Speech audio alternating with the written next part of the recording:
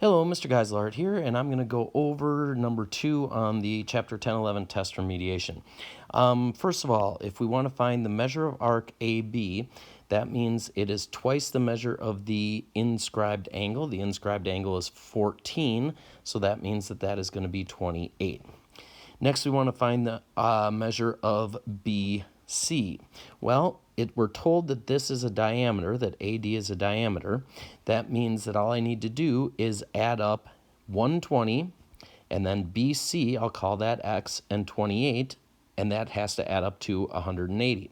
So if I add 120 and 28, that's going to be 148, and I take 180 and subtract 148, that should give me my answer, which is 32. So x equals 32, which is going to be BC. This is 28. Next, it asks for AE. Well, again, AE plus ED has to add up to 180. So in my case, that's going to be 140. So now it says find the measure of angle AEF. Well, AEF is angle AEF. The middle letter is always the vertex. So if I want to find that angle, there's no way for me to do it right away, so I have to find the other angles and subtract from 180 because there's 180 degrees in a triangle. So if this arc is 40, the angle here is half that, which is 20. If this arc here is 140, then angle F is also 140 because that's a central angle, not an inscribed angle. So to find measure of angle E, again, I'll call that X. That will be 140 plus 120, which is 160, and then I just subtract that from 180, and that's going to give me 20.